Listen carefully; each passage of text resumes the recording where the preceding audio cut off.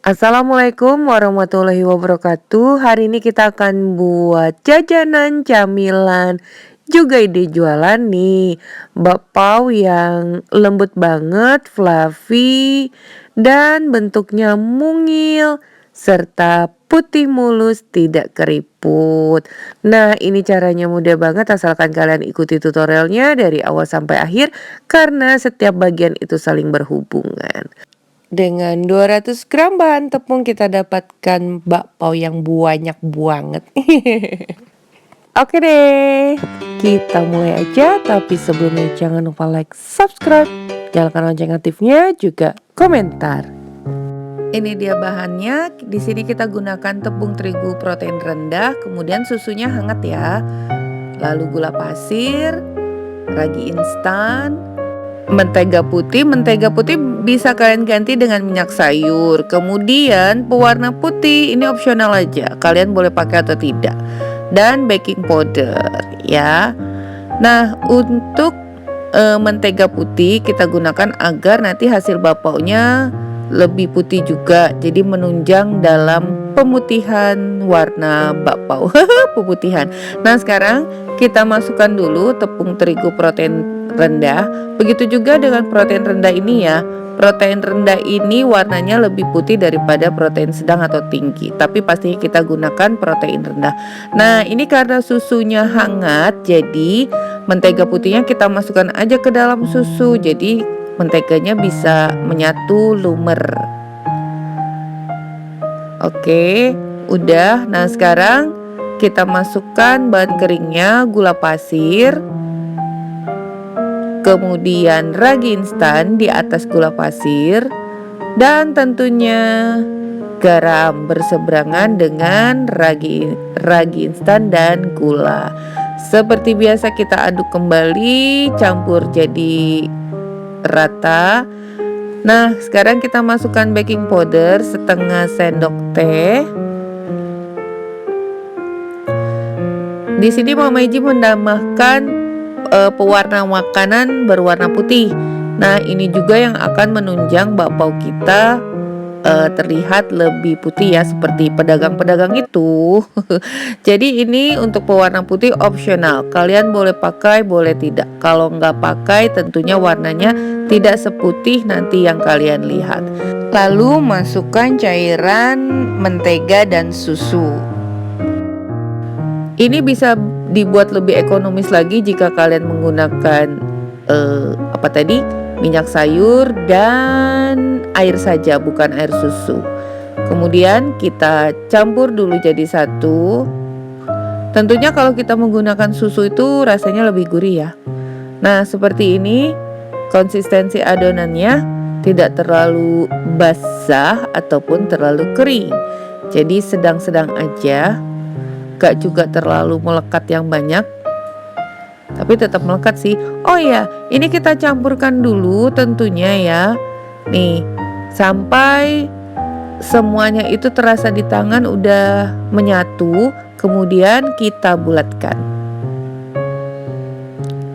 Tentunya berbeda kalau masih ada yang belum tercampur, misalnya tepung atau gula, itu nggak enak banget di tangan. Nah, sekarang akan kita proofing, istirahatkan selama 1 jam.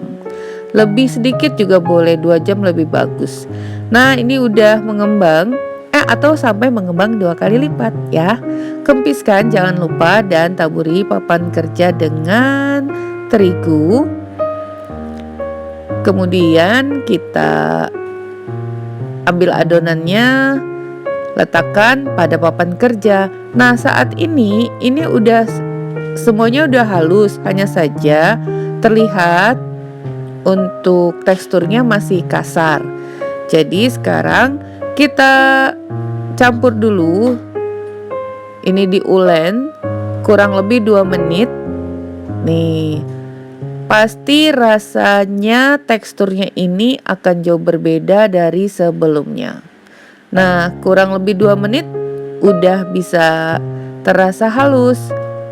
Nih, kita panjangkan dulu. Jadi dari 200 gram tepung terigu ini akan kita hasilkan bakpao yang banyak tapi mini-mini. Lebih lucu kan? Jadi sekali hap udah langsung masuk perangkap. Ini kita panjangkan dulu.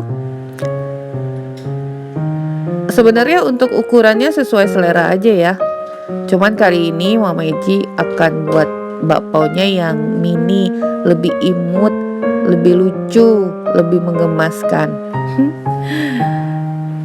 Nah, ini juga kita potong. Akhirnya kita mendapatkan 24 pieces bakpao. Cocok banget ini ukurannya kalau untuk ada acara-acara yang ramai-ramai. Sekarang kita ambil satu bagian, kemudian kita bulatkan. Ini khusus caranya untuk yang tidak menggunakan isian. Jadi langsung dibulatkan seperti biasa. Taburi papan kerja. Jika kalian merasa masih permukaannya belum halus, dironding lagi pada papan kerja yang tadi udah ditaburi sedikit saja dengan tepung terigu. Nah, kalian lihat caranya tuh. Ini udah satu, letakkan pada kukusan yang udah dialasi dengan kertas roti atau baking paper. Ini satu lagi ya, ini satu contoh. Permukaan yang halus tuh selalu letakkan pada bagian atas, kemudian kerucutkan. Ini satu contoh untuk yang akan kita isi. Nah, letakkan pada papan kerja, ini caranya lebih mudah. Pipihkan setiap bagian pinggirnya, sisakan sedikit agak menebal pada bagian tengah. Kemudian beri isian, isiannya boleh apa aja. Kenapa kita sisakan yang tebal pada bagian tengah? Agar saat kita mengerucutkan tuh semuanya, menyatukan bagian bawah, itu bagian permukaannya nggak bocor, jadi lebih tebal. Seperti biasa, jepit-jepit-jepit. Kalian bisa lihat caranya. Nah, tuh terlihat halus ya. Biar lebih mantap lagi, rounding di papan kerja yang tadi ada tepung terigunya. Ini dia hasilnya, lebih halus mulus. Oh ya, jangan lupa karena ini adonannya agak banyak, sisanya yang belum dibentuk ditutup dulu ya pakai kain agar tidak kering. Ini seperti biasa, kita letakkan pada papan kerja, pipihkan seluruh bagian tepinya, kemudian satukan. Nah, biar ini melekat dengan baik, usahakan tangan kalian itu kering, tidak terkena bagian isian tadi. Jadi siapkan tisu. Rounding kembali. Dan ini dia hasilnya. Cantik mulus. Kita dapatkan 2 loyang, satu penuh satu enggak. Oke, siap kita kukus. Oh ya, hampir lupa loh Mama Eji menjelaskannya. Nah, jadi saat kita membentuk pau-pau ini, itu sambil ditutup kukusannya. Jadi begitu semua selesai, artinya masa proofing itu udah kita laluin dan bakpaunya udah mengembang seperti ini. Nah, kalau ada yang mereka bisa dicubit-cubit lagi.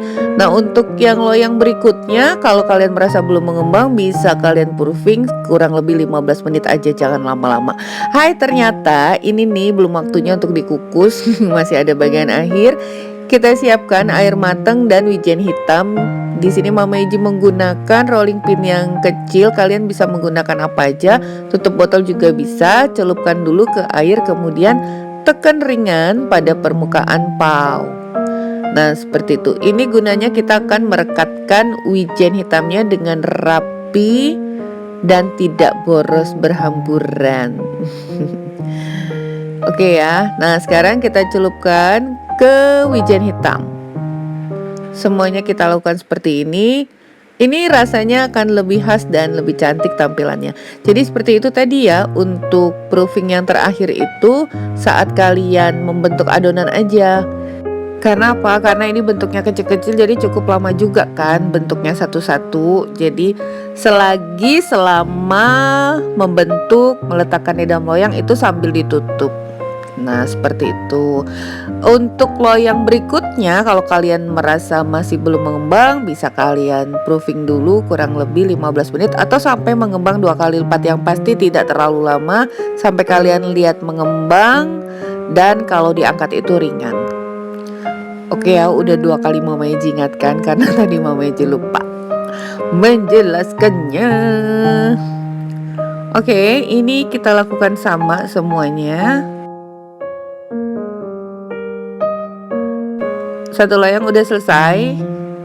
Lanjut di loyang berikutnya dengan cara yang sama. Kalau kalian ikuti ya tahapannya, tahapan yang penting itu tahapan proofing, pengulenan atau pencampuran adonan. Nah, setelah dicampur, setelah diisi, itu penghalusan. Itu yang paling penting juga saat pengukusan. Nah, ini kita akan kukus. Perhatikan juga loh, tahapan kukusan ini penting. Jadi, ini akan kita kukus dengan api yang belum nyala. Tuh. Jadi airnya sama sekali masih suhu normal, akan kita panaskan bersamaan dengan bakpao ini. Jika kukusan kalian tidak mempunyai lubang pembuangan udara, sebaiknya ditutupi dengan kain, lapisin dengan kain. Sekarang baru kita nyalakan ya kompornya dengan api yang sedang. Untuk ukuran bakpao ini akan kita kukus selama 13 menit. Dengan estimasi 5 menit pertama itu menunggu sampai air mendidih. Kemudian 8 menit selanjutnya sampai bakpao ini matang. Setelah matang jangan langsung dibuka tutupnya, renggangkan aja. Matikan api kompor, renggangkan tutupnya. Setelah 2 menit atau uap panasnya hilang, bisa kalian angkat agar bakpaonya nggak kaget. Akibatnya nanti bisa kisut atau keriput permukaannya, jadi tidak halus. Jadi ingat, ini semua tahapan itu saling berkaitan. Jadi dari awal sampai akhir harus kalian ikuti dengan seksama dan dengan tempo yang sesingkatnya. Nah, ini dia hasilnya. Gimana? Cuy-cuy gitu loh, lembut banget nih. Bisa kalian lihat ya, cantik banget, tidak keriput, tidak ada gejala apapun.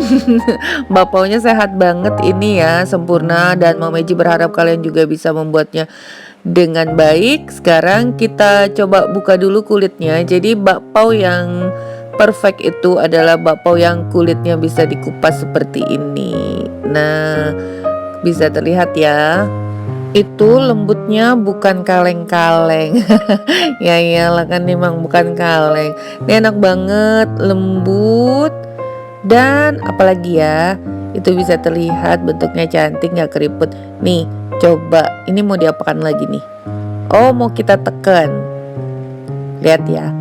Tuh, kembali lagi ke bentuk semula. Coba sekali lagi, ya kan?